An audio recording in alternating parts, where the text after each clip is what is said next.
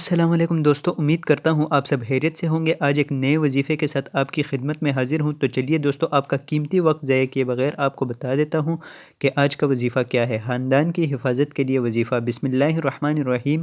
جو شخص اپنے اہل و عیال اور مال و متاع پر 7 مرتبہ یہ اسم مبارک کو پڑھ کر روزانہ دم کیا کرے اور اس اسم مبارک کا ورد رکھے، انشاءاللہ وہ سب آفتوں سے محفوظ رہے گا۔